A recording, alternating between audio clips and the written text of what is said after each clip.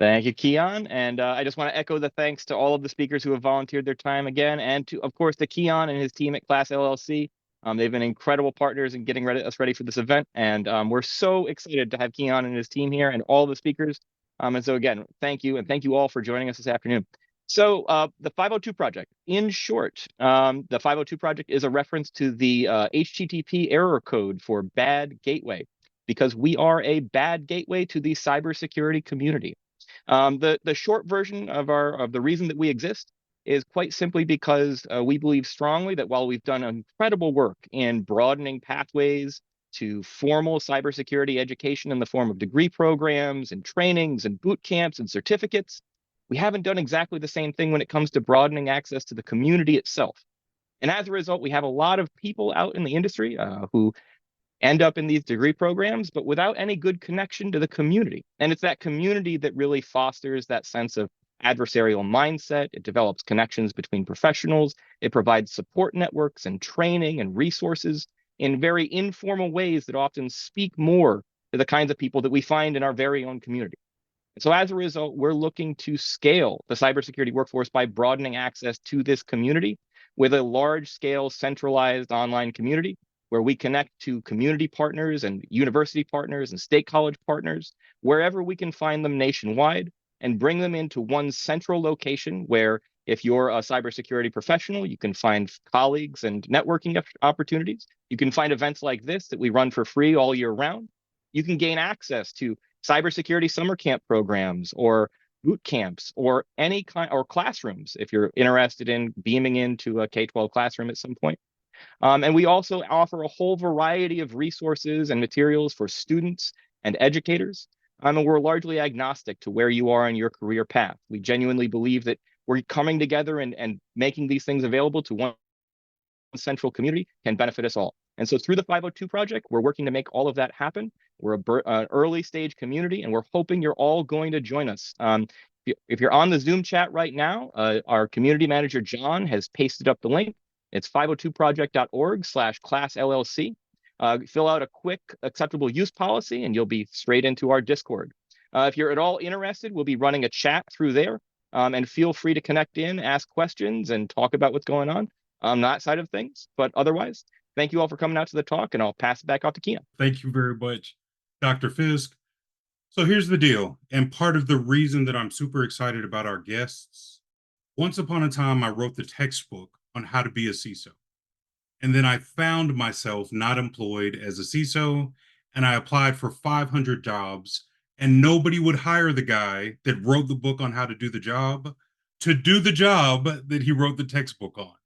And so I realized then that the process for hiring for cybersecurity professionals is broken. Job descriptions are horrible. Companies don't know what they want. The expectations for the work role are unrealistic.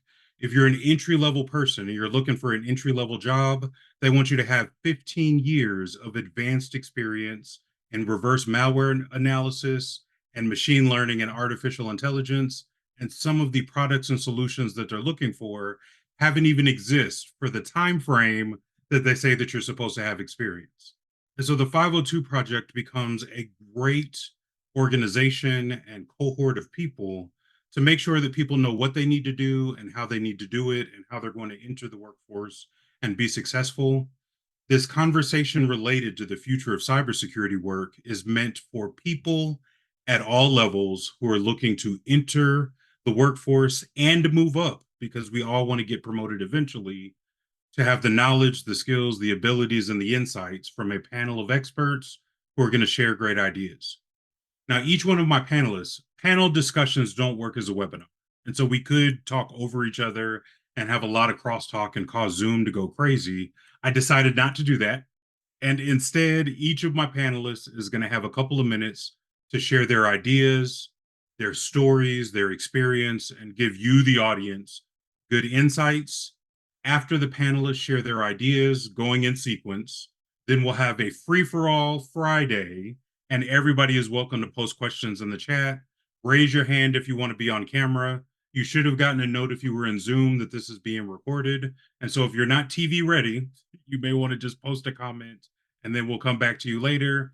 But if you are TV ready, we're happy to have you on camera in the show, part of the conversation, sharing your ideas, sharing your experience, sharing your frustration, and the panelists and I will do our best to provide good answers that set you up for success. My first panelist is a dear friend. I love him so much because he buys me a steak every time I come to the Bay Area. Jimmy is one of the most humble people I know. He's a college professor unofficially. He has done everything that he can to lead the San Francisco ISSA to success. He's always in the community putting other people before him. And he is an advocate for cybersecurity careers and supporting people moving up in the profession. He's done it for years in the Bay Area, and I thought he would be a great person to kick off the conversation. So that you guys don't lose track of what's going on, I'm going to unpin everybody so that Jimmy is the star of the show. As soon as he's finished, we'll keep progressing. Please hold your comments or your questions to the end, but feel free to post something in the chat and it'll cue us up for the conversation as we go forward. Jimmy, the man, the myth, the legend, you have the floor. Thank you very much, Keon, and thank you everyone for being able to participate in this panel. It's a great pleasure.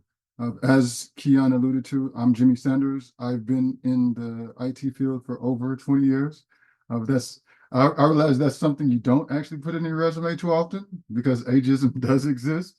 But I have been in the field for over 20 years, and I've had the pleasure to mentor and be mentored by several amazing peers and friends. And so one of the things that I like to tell people is a little about my origin story into technology itself. So when I first graduated from college, I mean, not college, when I was graduating from high school, I'm from a little town in Texas. I thought math, if you were good at math, you were supposed to be an engineer. So I started off taking engineering classes. I was horrible at it. I got suspended out of my first year of college because I didn't like engineering or architecture, but I was good at maths and I just didn't have the passion. Moved to California. I went to over 5 to 7 community colleges, ended up getting an associate's. And by luck, there was an intro to Java class. And I took that class and I was like, oh, I love this. And I took another class, another class, another class. And that's how I got involved in computers because where I grew up in my community, there was no computer classes, there was no computer jobs. And obviously now we have a plethora of it. Long story short, I got my associates in computer science, got a bachelor's at San Jose State in two degrees, and started off as an intern. And so I started off on that path. The path that got me into security was totally different because as many of us who have been in the security industry can affirm, security is about trust. It's about, do we trust you to know the secrets of almost every employee of the organization? You will be seeing passwords inadvertently. Sometimes you'll be seeing certain things inadvertently that may be credit card numbers, it may be social security numbers, it may be all kinds of things that you're not trying to see it. It's just, if you're in security, you're trying to find the bad stuff. So sometimes you see the stuff that's marked bad, that's not bad. And so when they hire you as a security professional, they're not hiring you, they're trusting you. They're saying, I trust you not to take the stuff that you're going to see and do harm to my company. And so I was an IT manager and my friend was walking through, and I had always dreamed about being a security market. And he was like looking and going through the job interviews, going through all these applications because people submit applications all the time. He's like, I can't find the right fit for a job. And I'm just trying to find a security engineer. And I said, I think I can do it. And 2 things about this story: right place at right time, and a closed mouth doesn't get fed. Meaning I had 0 security experience. This was for a company that was the #1 private Fedwire company in America. And I said, I want to run the security for this company. And he said, okay, Jimmy, we'll give you 30 days to do it. We'll give you a 30-day trial. And you also got to get your CISP and all those other things. So I did that, had a wonderful career of head of security at Netflix DVD for over 9 years. And so it's been a great run. The things that I see about the job market and, in the time that I'm looking is that hard work is expected. So when I talk to a lot of people in the security industry, or just a lot of technical people. And they're telling me, Jimmy, I studied for 40 hours, or I worked on this project for 50 hours. I don't care. Your job doesn't care. When you go into the interview, we don't care. What we care about is, did you deliver in the time frame allowed? Did you deliver? And what is the quality of it? Because people say, oh, Jimmy, I worked good. I met the project deadline. I did blah, blah, blah. But great results are supposed to be normal. That's not the exception. That's what we expect. And so when you're doing good work, you may not be employed that long, especially if you want to work at one of the famed companies or the new companies that are coming out. The other thing that I would like to talk about is, if you are from the Bay Area, or if you see this talk and you happen to be around the Bay Area, what I found in living in the Bay Area and trying to get a job in the Bay Area, the Bay Area is kind of like a ripple effect in terms of technology. A lot of other regions can attest to maybe their region being heavy in one specific market or another specific market. But if you ever went down to Investor Row out in Palo Alto, you will see how all the investors just lined up with cash on hand, ready to give money to the next bright idea that's coming out of Silicon Valley, or that went to visit that thing. So one of the things that you need to be doing, and what I'm always doing, and I know of Caroline and Deidre and everybody else on the call, we're working on, is trying to figure out, what is the next big thing that's coming out. Obviously, I can sit here and talk about AI. That happens to be the next big thing. But I know for a fact, a couple of years ago, during COVID, crypto was the next big thing, and everybody was doing crypto. And so you had to have chops in crypto. You had to understand how to secure it. You had to understand the technology behind it. You didn't have to be a crypto expert, but you had to understand the fundamentals behind it so that you can build a security solution, or you can work within a company to accelerate and understand that within your opportunity. Artificial intelligence is similar to that, but it's vastly different. Because one of the things that companies definitely want is, they want outcomes over effort. And so if they can get a better outcome of that effort over an AI tool, they'll use that. If they can get a better outcome over effort using an employee, they will do that as well. Because at the end of the day, these are for-profit companies that are trying to do it for profit. And what we as employees always are trying to understand is, what value am I bringing to the company, and what value is the company bringing to me as well? So those are the type of things that I'm always thinking about, that I'm always working on, and I'm always working with peer groups. Because one of the hardest things that I have experienced for people initially getting into the industry is, they believe in that hard work is what matters in the industry.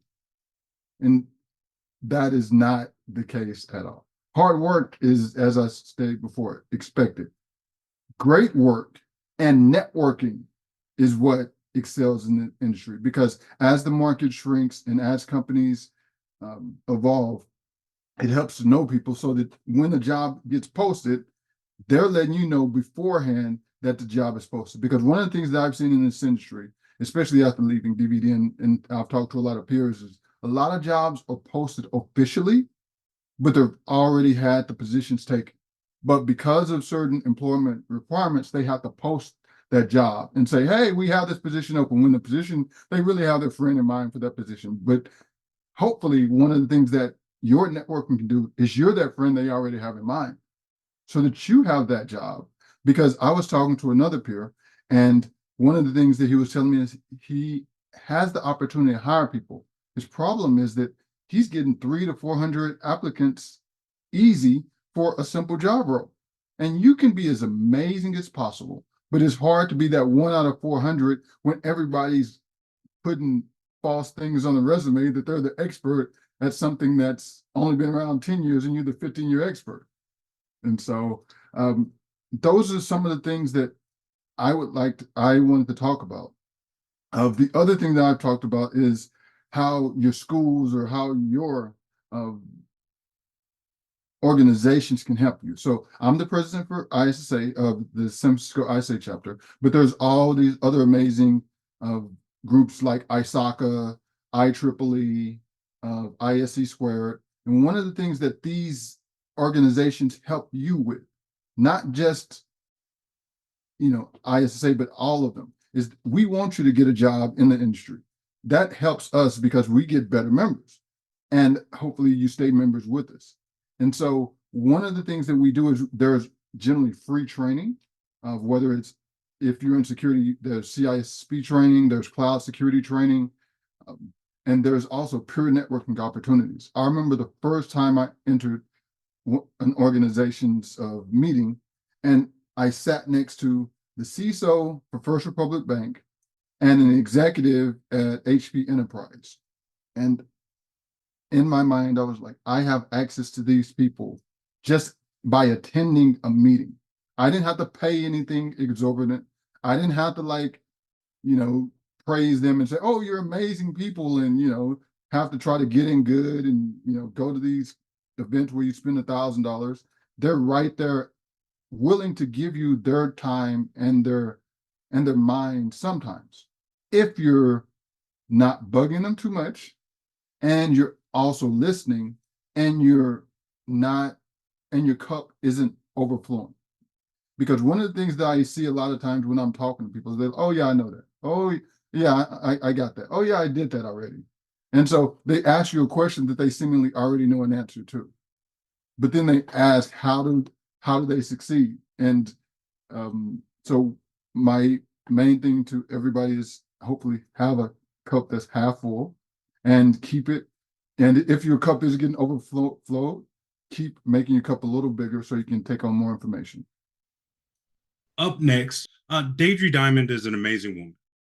One of the things that I love about her is her investment in adding minorities to the workforce. She is constantly working to make sure that other people have the greatest opportunity to enter and advance and grow in the profession.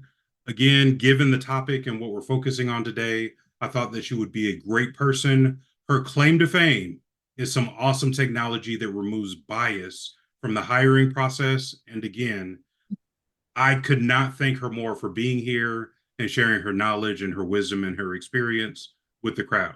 Deidre, my dear friend, you have the floor. Thank you. So sweet of you.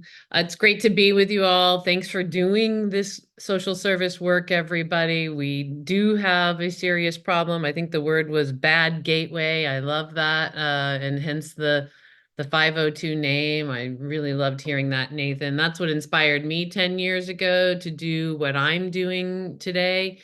Just to give you some background on myself and where my subject matter expertise comes from is I am one of the lucky ones that got hired out of college by two serial entrepreneurial men, actually, who employed me for 21 years across 3 different organizations that they owned. The first one was Motion Recruitment, where I learned the best and the finest training of being a wonderful technical recruiter and leader.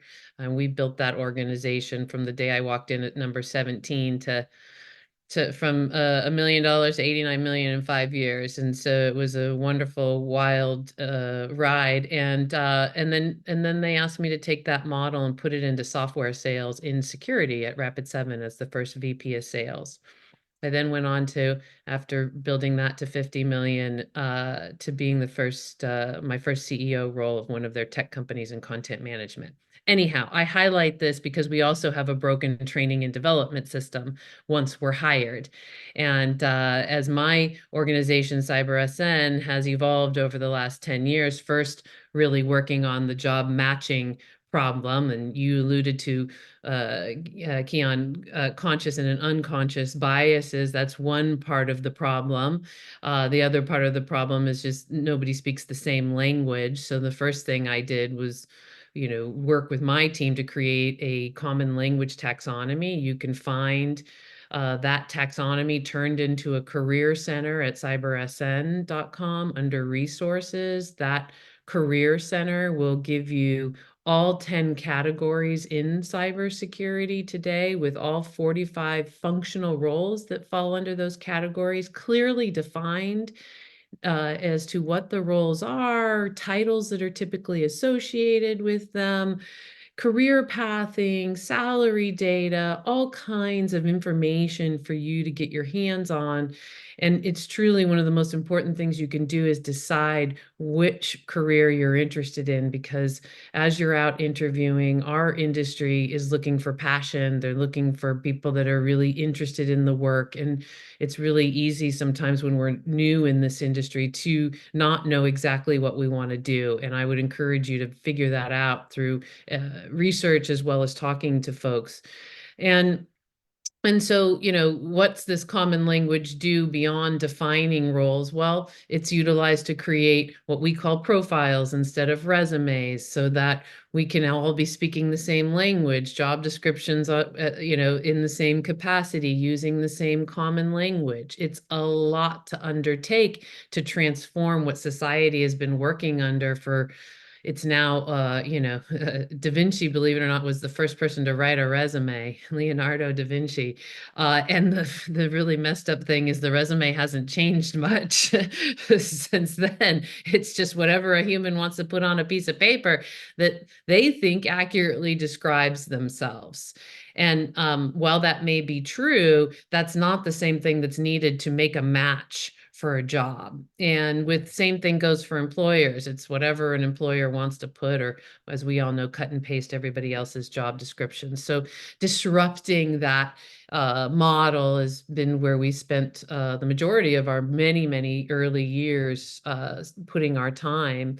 And what has happened past that over certainly even the last few years is getting into cyber intelligence. So what I can tell you about these 45 category cyber talent intelligence, like what jobs are in the most demand, which ones have been affected over this economic shift, where is the job market going, that kind of data. And I'll happily share some of that with you here today. But before we move off of sort of the how to utilize the resources here, really understanding how to present oneself as to what they've been doing with their time is critical in having the right profile or resume. And the same thing with employers that are listening, stop cutting and pasting everybody else's job description and make them make sense. And you can do that for free at CyberSN.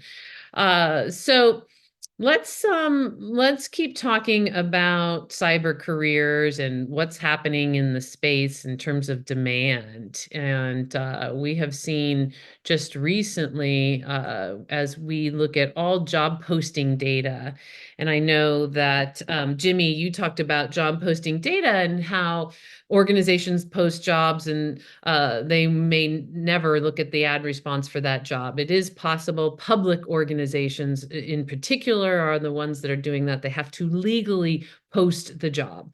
So that is very true. We also know that in job posting that people are posting jobs even before the job's open, all right, before it's approved. Well, if you're a job seeker, that's going to totally just clout your ability to get to the people that are looking now, as well as a lot of employers post jobs just to see what sort of responses they'll get so they can learn from the market. So all of that is a problem with job posting. That being said, there are still a lot of people that get hired in job postings, from job postings. And so I encourage people to do everything, apply to jobs, work your network, build a network, as was talked about, get involved in open source projects, get involved in DEI community, get out and really engage, because again, a lot of jobs are found that way too. And so I like to look at job posting data because it gives me a beat of the market. And when I mean job posting data, CyberSN has for now over 2 years brought in every job posted in the United States into our platform. And those jobs are refreshed every 30 days. In fact, we're thinking about refreshing it even sooner because so many employers do take their jobs down very quickly, under 30 days. But at the end of the day, 30 days is a great representation. And so I just got my hands on the recent report that is we will publish very soon that shows the difference between the last couple of years in this economic shift. We are still in this economic shift dusting off, and it has been extremely impactful to our industry. It has impacted jobs.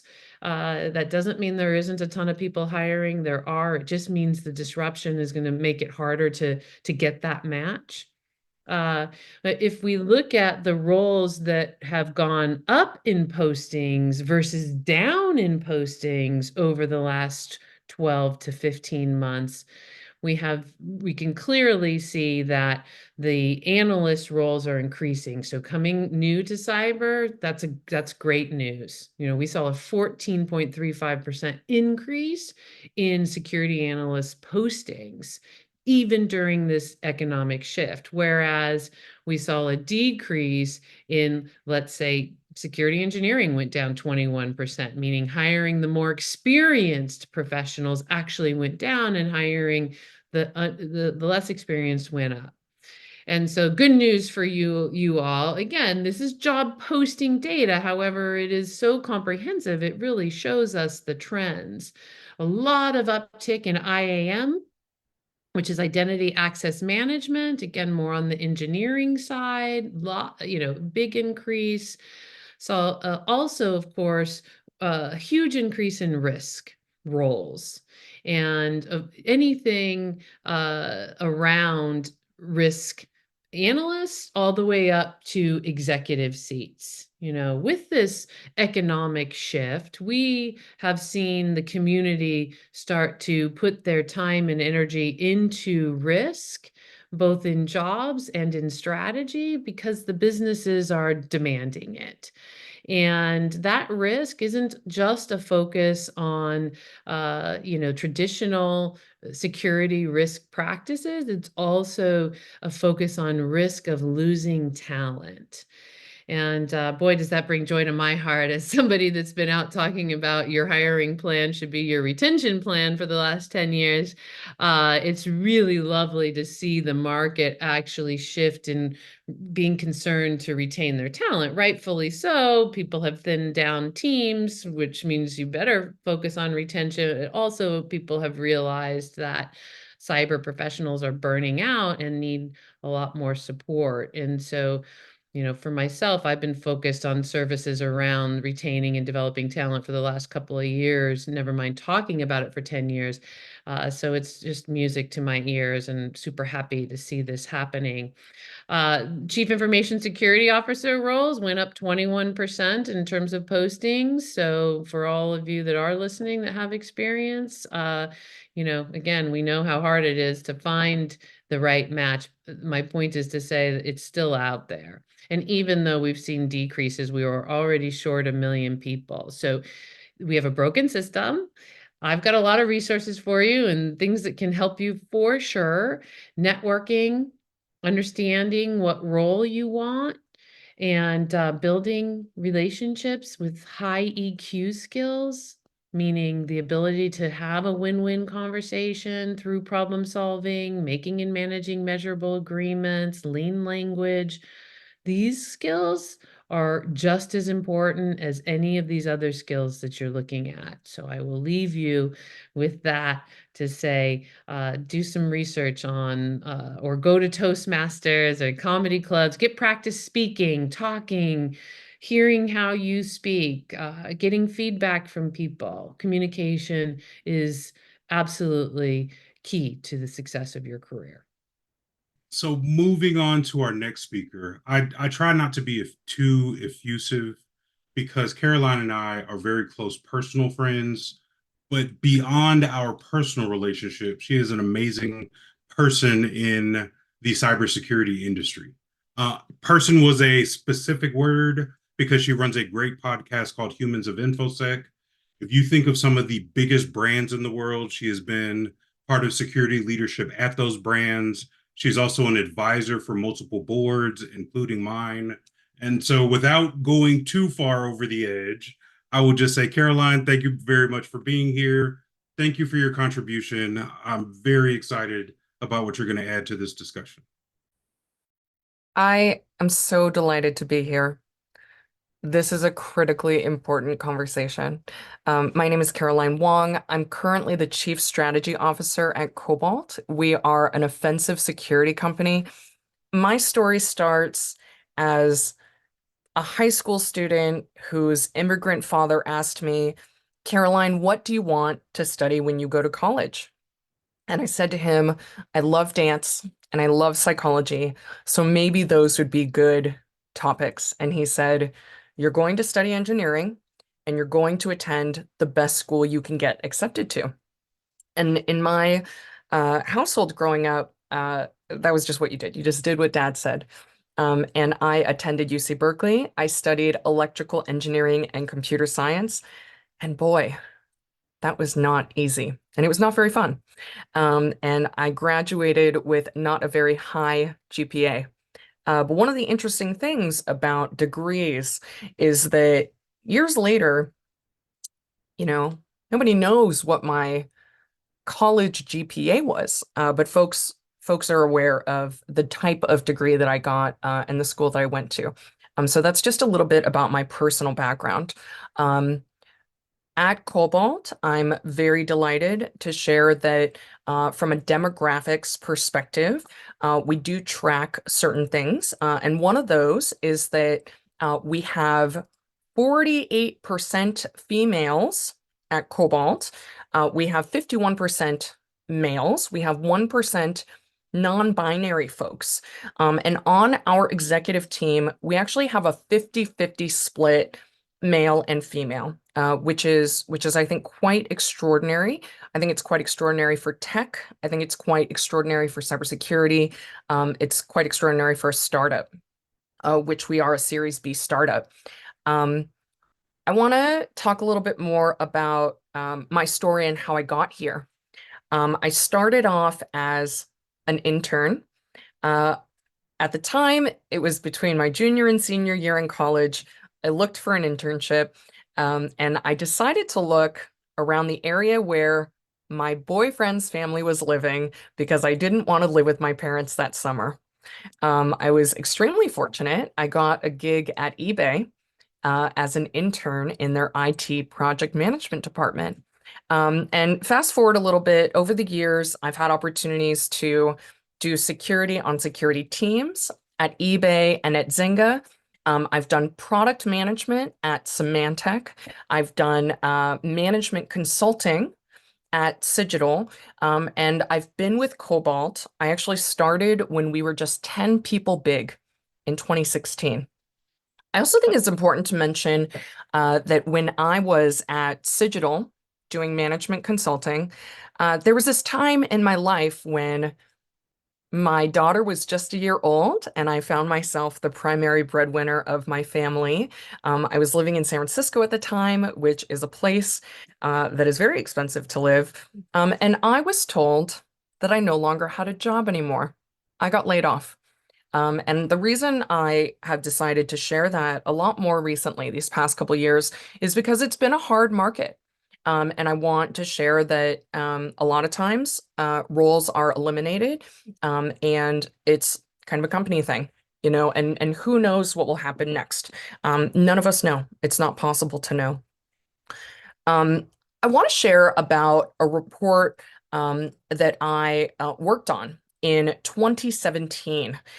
This report is called Women in Cybersecurity, a Progressive Movement.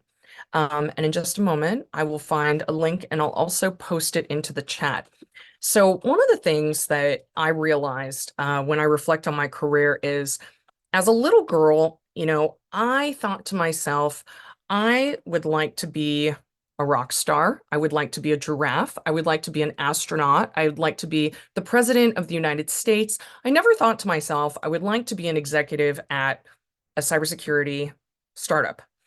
It was simply not something that I knew about. And so in the 2017 timeframe, and to some extent now, there are these very well-intentioned initiatives sometimes And because I'm a woman, I can kind of experience what it's like from my perspective. And I noticed that some of the kind of talk about being a woman in cybersecurity, it wasn't super attractive. Some of the reports, focused on some of the less pleasant aspects of people's experiences.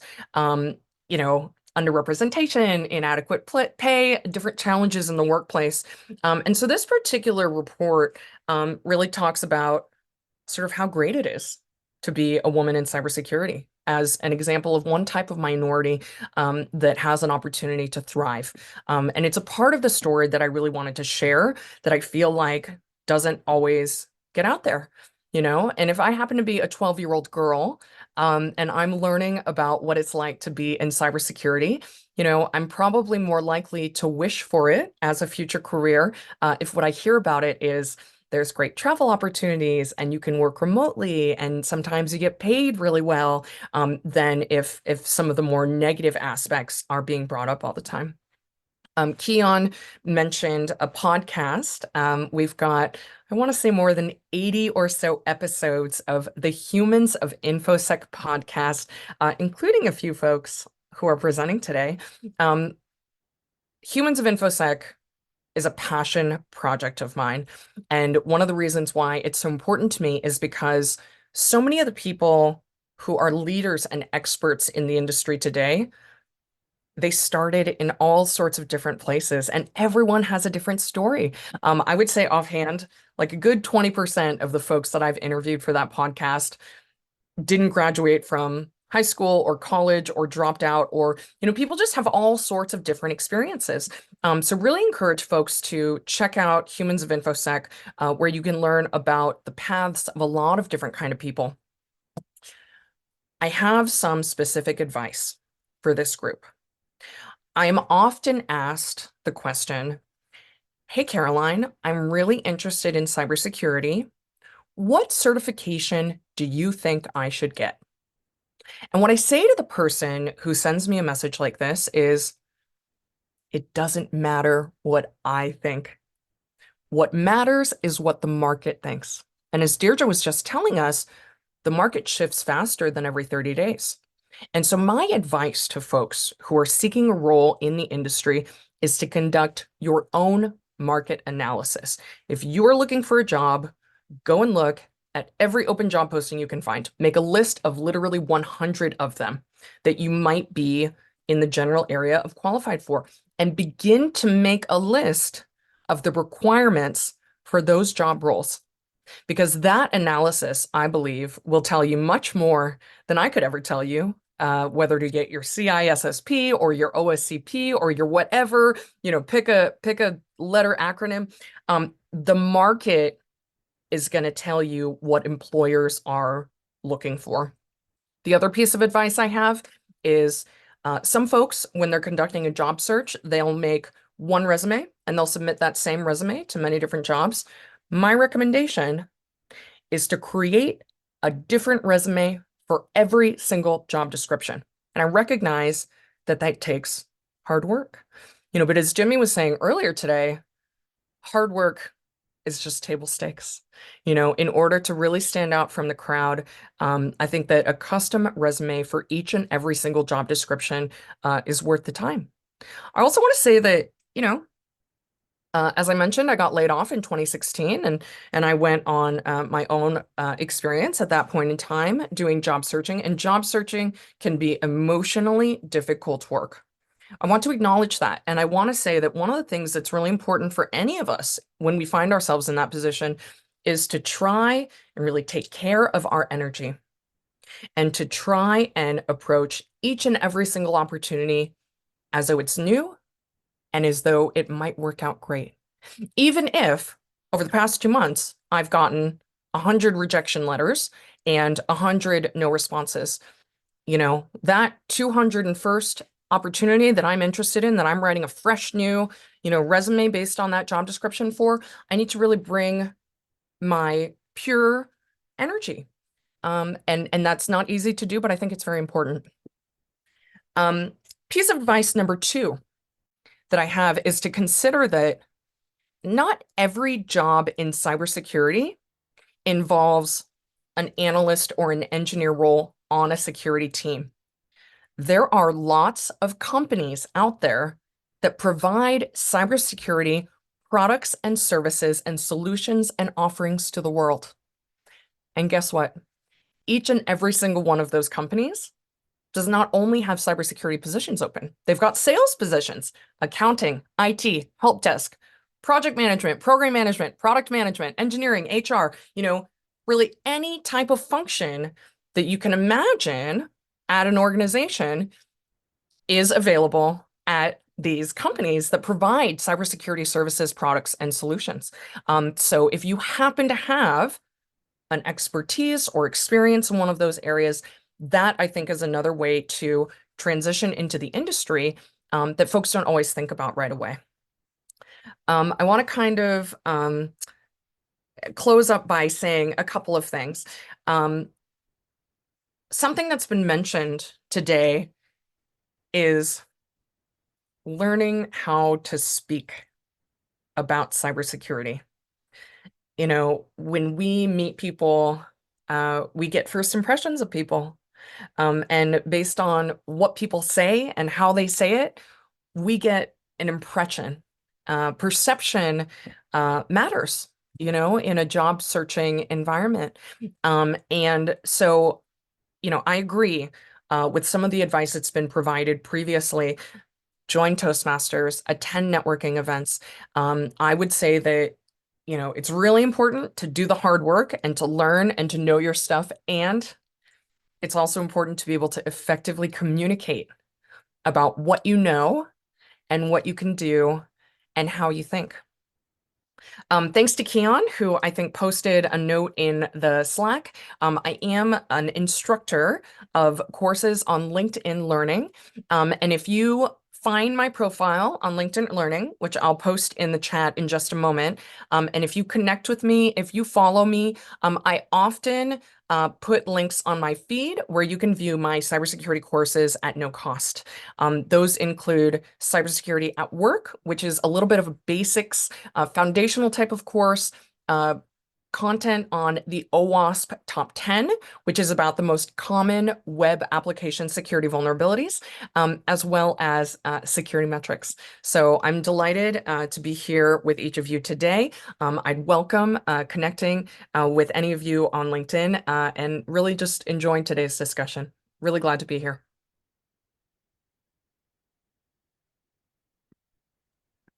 So, ladies and gentlemen, we have had 3 outstanding presentations. Nothing from any of the speakers left me disappointed about me putting my neck on the line by selecting the people who are presenting, and Ron is set up to knock it out of the park and cause the grand slam. What you've possibly noticed in the sequencing is that we progressively built the story. We have the experience and the background of each of our speakers. They told us where they came from, how they got into the industry, how they moved up, and the things that they focus on. And I thought that would be encouraging for those of you who are new, but even encouraging for those of you who want to move up and might be a manager and you want to be a director, or you might be a director and you want to be a chief information security officer, or you're a chief information security officer and you're like, I got to get out of this because it's a frustrating job. But the reason that Ron is here is not because of his security background, but because he has spent decades helping companies identify the right talent and plug them in. I have the benefit of hanging out with Ron on a regular basis because we float around in a professional networking group. And one of the things that Ron said this morning was a great example and sets the stage for our conversation this afternoon. He talked about a company that had an extreme amount of turnover. One of the things that he provides as a service is not just getting people in the right positions, but positioning companies to be the right kind of employers. And so I think he is in a good position to bring us home for the discussion portion of the event, to kind of highlight what to look for, because employment is a two-way street.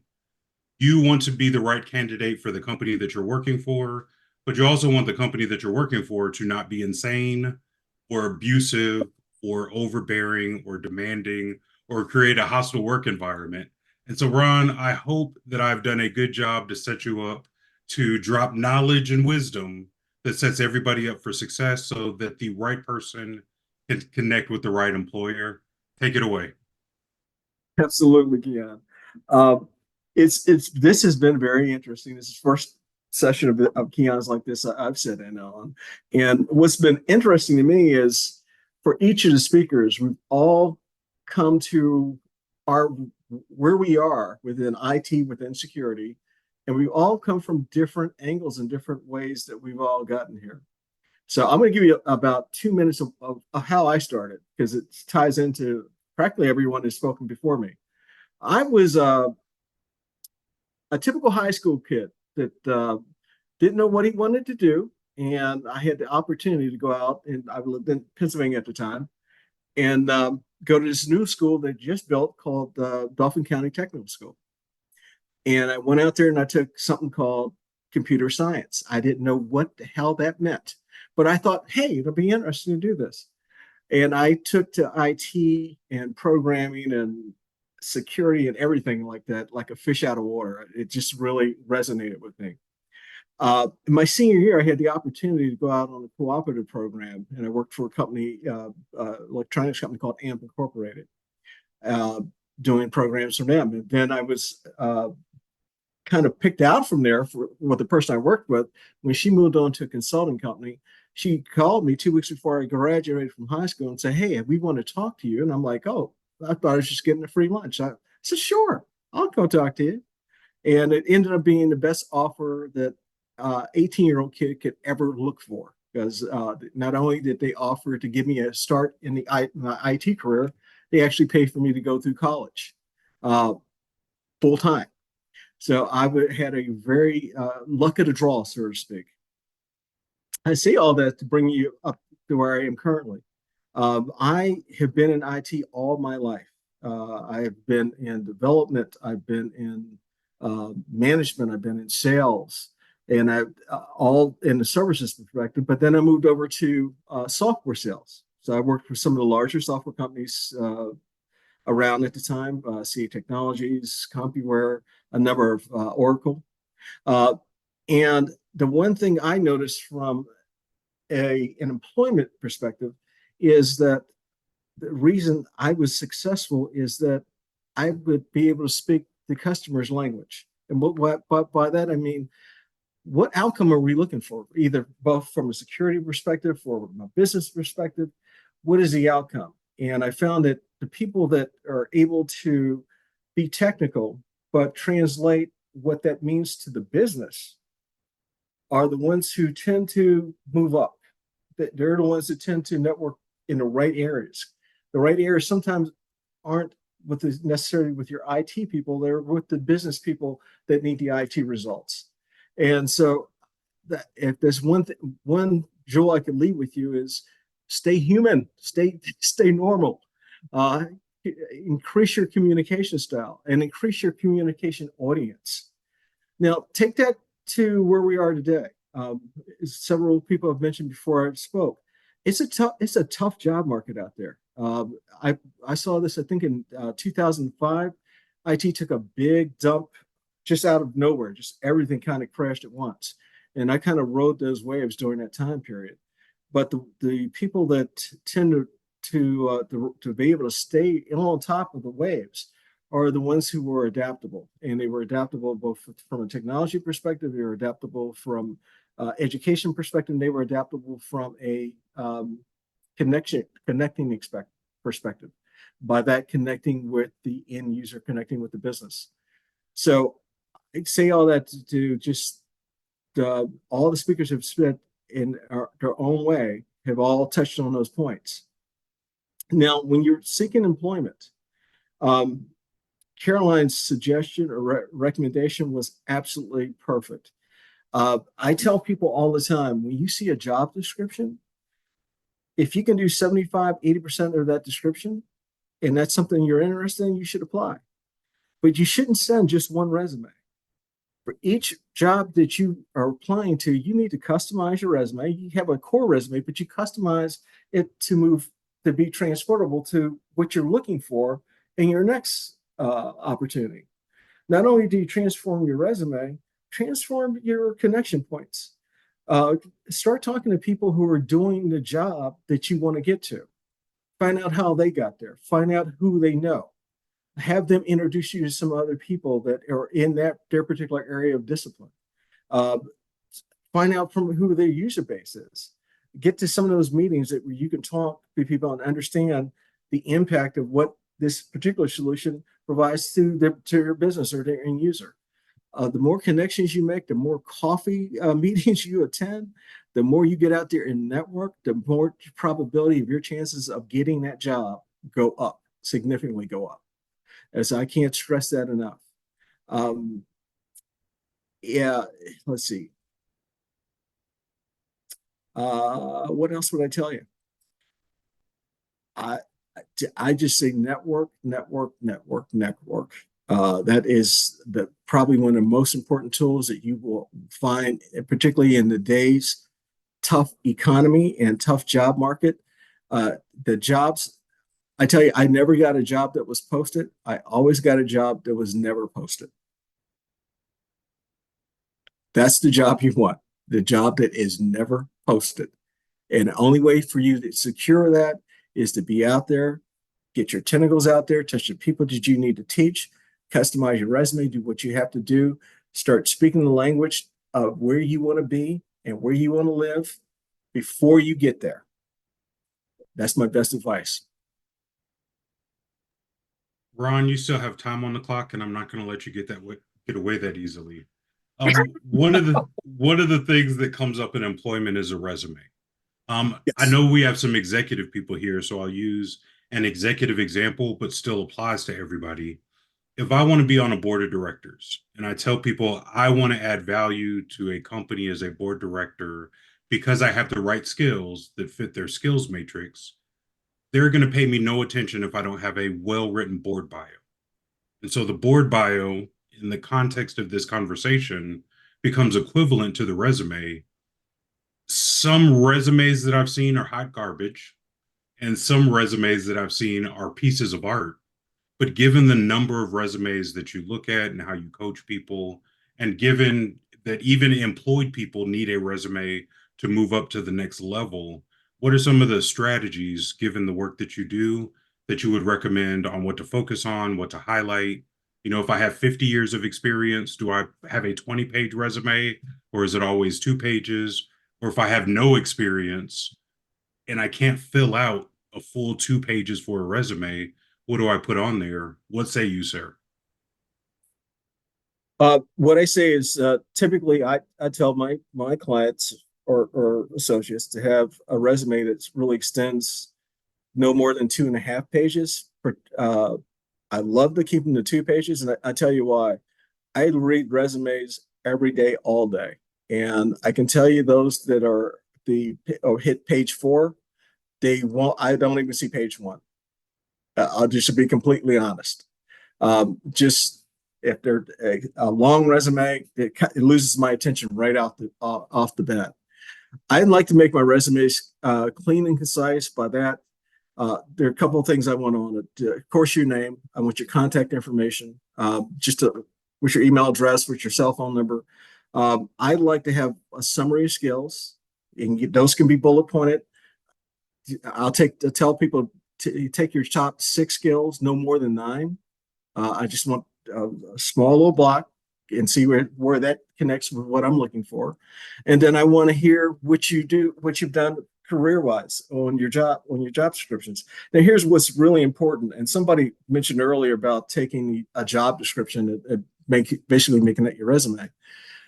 What's really important in your job descriptions about or the jobs that you've done and align them with a job description is I want to see what you've done. When you take a job description and you bullet point the things you've done in your job description about what you have, most recruiters I know always look at the job description. And if your resume looks like it's boilerplate from the job description, you get eliminated pretty much right away. So you need to write a job description that has a couple of things. lay out what you've done. Communicate that as clearly as you can in English, but more importantly, communicate the effect that it has on your customer or your group or the business. Because why I say that's important is the people that can articulate the impact of what they've done or what they produced in the role that they were in for their company are the ones that get not only my attention, but get my attention of the customer I'm going to forward them on to. Because those are the people that, generally speaking, that the companies are looking to bring on board. When they can understand what they've done and the impact it has had on the business or a division or a small group within the business, those are resumes that resonate with guys like me and guys like me, my customers. So those are the resumes I tend to move forward, and those are the resumes that tend to get jobs much quicker than the average IT or security person. So that would be my best recommendation. But do not write a book. Do not write a short story. Just write your resume.